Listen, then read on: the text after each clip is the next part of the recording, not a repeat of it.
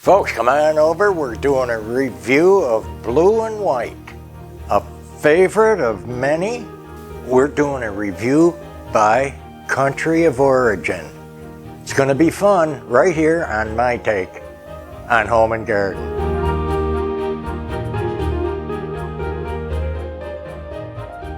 Guys, come on over. We're going to have fun, and I got to move along because there is a ton. But first, I want to thank Lynn Sim for her hand-painted Easter card. Look at this, guys. It is cute. Really good. I know I thanked her in the comments, but Lynn, what a dolly. Really sweet. Just loved it. Look at the tulip bouquet. And of course, she's got a personalized note thanking us for our channel and what we do, and that it's inspired her and helped her, so we thank her for that. Really appreciate it. And you know, we'll hang on to this forever with all our friends and comments and correspondence. The first country of origin I'm going to start with is the United Kingdom. Now, everybody probably, if you were here with us at one time or another, got to see our Blue Willow in the Blue and White by Churchill of England. Okay, this is the cream and sugar. What else we got? We got the coffee cup and saucer. Just beautiful. You see here, and a quick review of the plates. And this is an old Chinese pattern, some of you might recall. And I want to do a quick compare also, as we talked before, that more than one manufacturer has made this pattern. More than one nation also has made this pattern. These two are made in England, and again, this is the Churchill pattern that matches all of this, and this is the Johnson Brothers pattern. Okay, and I just want to tell you a quick way. If you're collecting a certain maker and the pattern, obviously you can see the back. If for some reason you're buying online and you can't see the back, or you're looking across a channel, the Churchill pattern comes over the lip of the plate, and the Johnson Brothers does not. So right away, you get used to spotting things like that a mile away. Okay, that is the wonderful Blue and White by Churchill and Johnson Brothers. Now another Johnson Brothers. You've seen this if you've been with us, or you can see it again as soon as I can. This is a Heart of Hearts favorite, and it is called Tulip Time by Johnson Brothers. This is early 30s, I think, 40s, and of course it's with the Windmills. Just a favorite and can't help it. You see, this is transferware, and it's more of a stoneware, so you're not seeing the light like you would on a porcelain. Here is another pattern in Blue and White, and this is awesome. Made in England by J&G Meakin, but it is of the Mississippi and a paddle boat, and the name of this is called America Hurrah. So it's really cool that English manufacturers did early depictions of American life, cities, towns, rivercraft, and all kinds of things like that. Homesteads, and so on. You might have seen some. This wonderful teapot is by Victoria Ware, made in England, stoneware. So it's quite beefy, heavy, wonderful piece. You can see the stamp on the bottom. And this is getting into what they call flow blue, where in the beginning it was accidental, and then I think they started making it on purpose because it got popular. It simply means that the stamps were overflowing and getting a lot of blue on the piece, which leached into the background pattern. This one's not real extreme, but if you know flow blue, or you can look it up, you'll know what I'm talking about. And this is close to that. You see, the image is not real sharp, and that's what they're talking about with flow blue. Next, you saw this earlier in our winter decor, made in England by Ridgway. This is that lighter blue that I talked about, and it is stamped, and this is an early piece, and it's a wonderful thing, a wonderful depiction of palms, and just love this in the lighter. Now I want to just point back or reach over here, because this is some of that lighter blue that I'm talking about. This piece made in China, and you can see the difference in these pieces. This is by Alberta Colonial Pottery. It's fabulous. We both are nuts about this piece. It's really good. And that is an English company. We're still in England. Alberta Colonial Pottery. This originally came with a bowl, like a pitcher and bowl set, and someday I would love to find the bowl. But I don't have to have it. We love the pitcher by itself. And this pattern, you've heard me say, made by more than one country. This is by Enoch Wedgwood from England. And the pattern, among others, is called Blue Onion. And I think that's clear of why. We've got a couple more things down here. The boot, the buckled boot or shoe. This cracks me up. This is by Empress of Staffordshire, England. Anybody have one of these or a couple of these? Because they did make them in a lot of different sizes. We've seen several sizes. I found this, and I got it for Angela for one of her, special occasions. And it is a cutie. Look at this, how different. Empress of England. Now you're going to crack up because a lot of the countries I have a representation of only one or two pieces. Here's a piece made in Austria. And of course they took the blue and white and went beyond that with gold highlights, trim, and a painted depiction or a transfer depiction in the center of this dish. Made in Austria. Here you can see the light through, so that's a piece of porcelain. On that same note, we have Royal Bavarian pieces where they took the blue and white idea and took it to another level, which I'm sure you agree. I personally love that level. That is a cocoa pot in the chateau style. And this is the same company, Royal Bavaria, and the same idea of blue and white, taking it up a notch with a depiction, typically a hand-painted piece like these two.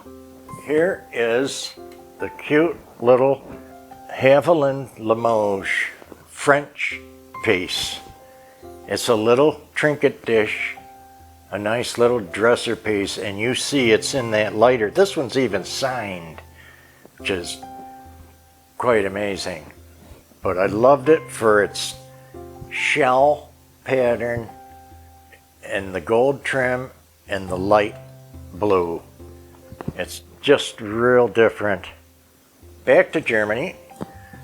Here is their version of blue onion in the blue and white. This is an example of that. And this is by Wiedmann, Leftman Wiedmann, Bavaria and West Germany. Wonderful piece. We have one example, which there's a pair of these. This is from Denmark, and it's in a very light blue. It's a wonderful B&G of Denmark. And there's a oil and vinegar pair of these. Just wonderful. Okay, now we have to move on. We're going to move on to Japan with a couple of examples. Again, this is an intermediate blue, really. It's not quite as light as the other. It's not dark as most of it.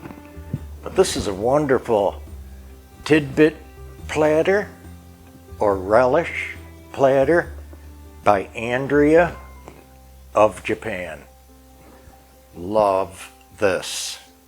Another example from Japan. They were more apt to do a blue and white like this.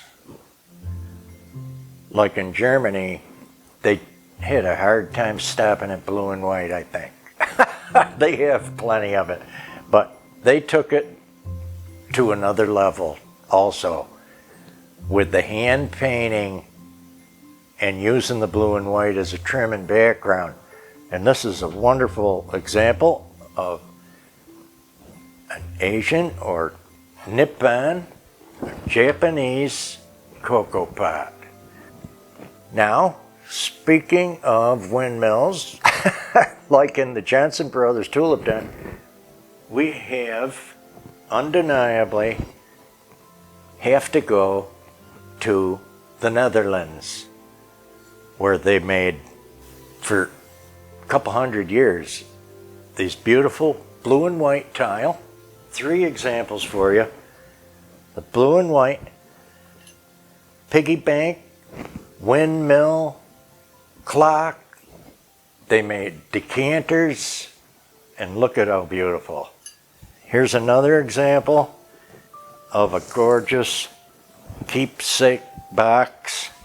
These, of course, are Delft, famous for their blue and white, and just exquisite pieces. All kinds of pieces. Wall hangings, planters. You can find all kinds of creamers, tableware, little kissing girl and boy. You've seen some of that if you watched our blue and white from the Netherlands and from Holland in the Deflt Collection. Just the sweetest pieces ever. Now we have a new country. We have some blue and white from Portugal. You can get an idea of the style if you pay attention to it. Then you get better and better, and you can spot it from across the room. This is a wonderful hand-painted platter made in Portugal. And we have another example of that in a miniature pitcher and bowl. Here again. See the slightly archaic hand-done painting. And it is in a stoneware. Look how good. Just love that style too. It's so different. Now, I think that's everybody except China. And of course, they are overwhelming with their blue and white. And all of this blue and white, for the most part, is known as Chinoiserie. We have quite a vast collection. I don't know if I'm going to even get through and dent what I brought here is not everything. But we're going over the collection because, I think we're going to be decorating with the blue and white for spring and summer. That's why I wanted to review it. Okay, here is a glorious little ginger jar. It could be for tea, it could be for spices. Fabulous size. I love the size. And you could find those in all kinds of different sizes. This I love. Not everybody has a vase like this, and then you turn it and it's flat like that.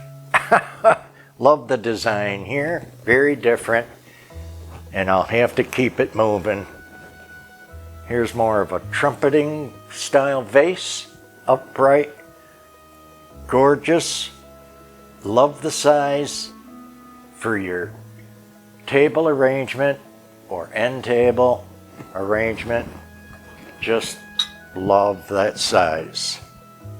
Still staying in with the Chinese things. Some of you have seen the little Chinese teapots, blue and white, and again, that style of wide and then thin profile. I gotta love it. That's a favorite too, right there. Some different shapes and slightly different colors and variations of blue and white, like this, where the vase is dark cobalt blue and then a little bit of detailed white. When you get into this kind of a tighter pattern, they'll call this chintz, C-H-I-N-T-Z. And it could be English or from anybody else in that tight floral pattern. Now also, our wonderful friend Doy sent these. There's a pair of koi fish, and I love them. They're vases, but I like them without something sticking out of them. So you know they're going to get put out this year. This is something I love about the Chinese pottery. They'll do a lot of figurines, depictions, animals, people. You know, also like Japan, the koi fish is very important. Koi pond in the garden. And so you'll get a lot of depictions like this. Love those. Look at him on there. And you know there's more of them. Here's another little biscuit jar in your blue and white. Hard to beat. Real popular, as you know. There's no wonder why if you take a minute and look at it. Right? And I love this. There's a pair of these, you might remember, for pillar candle. Or you could have a lower tea light on this. Love the style and love that color. And you guys, you know, this stuff is really readily available. And the other biggie about it is that it's reasonable, very reasonable to collect. Unless you're somewhere where they don't want to be reasonable, it should be. Next, still in China, we have an example of a small vase here. We have a tea light candle holder, real sweet. We have a wonderful bowl, a serving bowl like this in the Chinoiserie style. Now I'm going to have to move along into a little different area, and this series of Chinese chinoiserie is called Bombay. It's a favorite, and they are generally pretty pricey. So we're going to look at them, and I have 3 examples for you.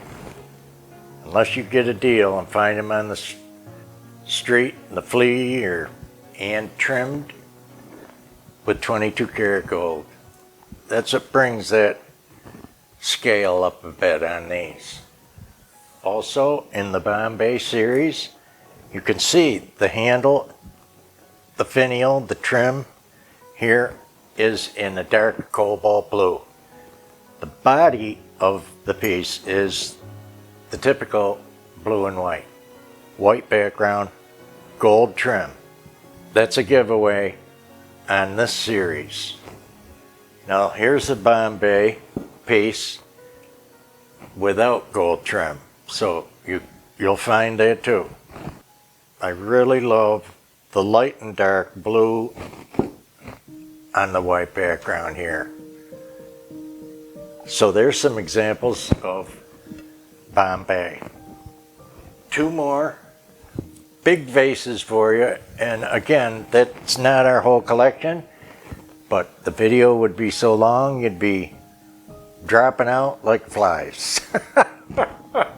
And you're gonna see them all coming up as we decorate along with me. This is so different, and I love this style. You've probably seen it. You've probably seen this style.